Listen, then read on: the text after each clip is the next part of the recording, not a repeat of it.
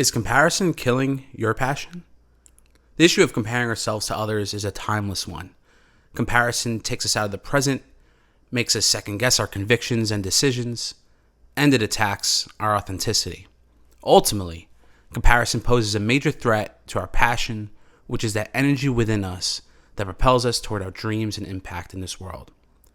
So is comparison killing your passion? Let's talk about it.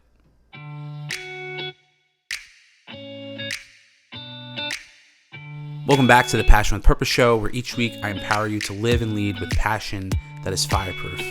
I'm your host, Stephen Mezzacappa, an author and the founder of the Passion with Purpose organization. I'm excited to have you with me today. So thank you for listening in if you're on Apple Podcasts or Spotify, or if you're watching right here on YouTube. We have a passionate topic today, so let's get right into it. Did you know that the average person today spends a whopping 2 hours and 24 minutes on social media every single day? If you don't believe me, take out your iPhone, go to settings, and go to screen time. You might be surprised to find out how much time you spend on social media. I'm not saying this to make you feel guilty or anything like that. I'm right there with you. In fact, as part of my 2024 goals, I set a daily social media limit across all platforms for 2 hours. And unfortunately, I in the last 15 days of January of this year, I've hit that limit every single day. So trust me, you spend more time on social media than you realize it. But the problem here is that social media has become this companion of ours that is always there. It used to be don't leave the house without your keys or your wallet. And now it's don't leave the house without your phone too.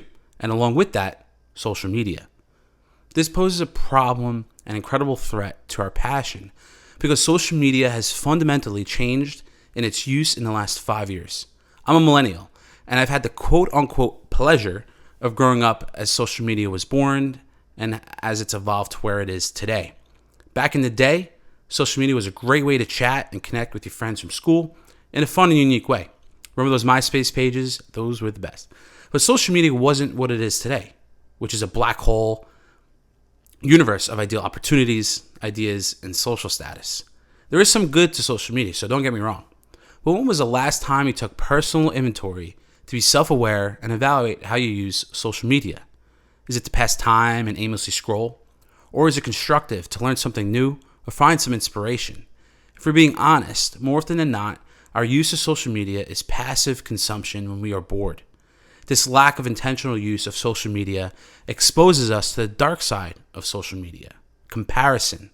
We scroll through our social media and we're overwhelmed with images and videos of the ideal life, the ideal job, the ideal school, the ideal look, the ideal social status. We are nevertheless forced to examine our own life and subconsciously assess that we are not measuring up to what we are seeing on social media. This compounding comparison effect of social media is costly. Social science researchers have reported over time the findings that social comparison on social media is positively associated with depression, burnout, and low self-esteem, among other issues. I would add that individuals are increasingly susceptible to social media comparison and its negative effects, especially during life transitions.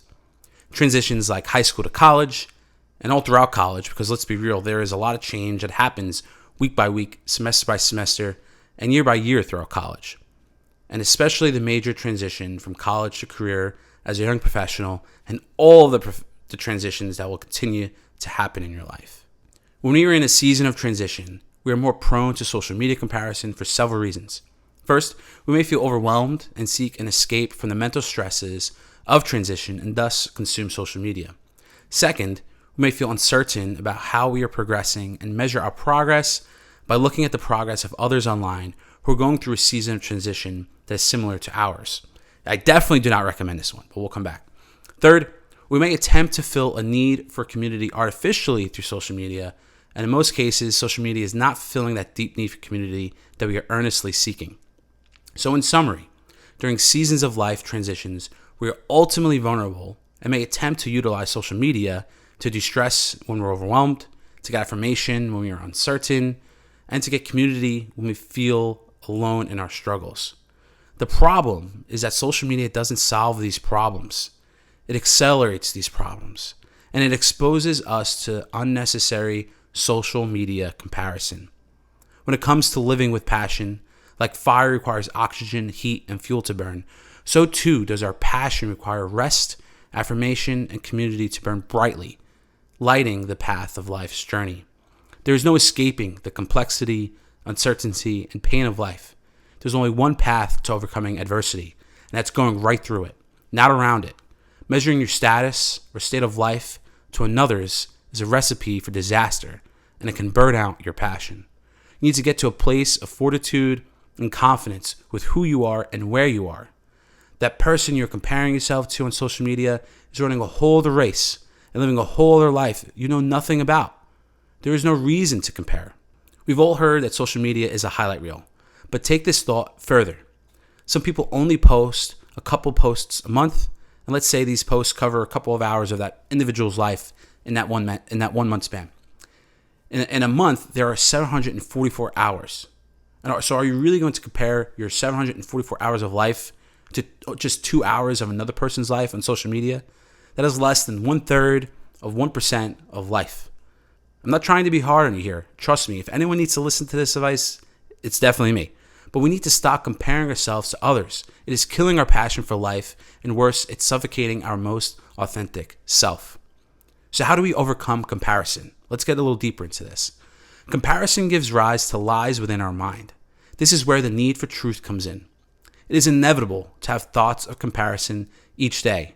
If not on social media, then we'll certainly face tempting thoughts of comparison with our friends, family members, work colleagues, and even strangers.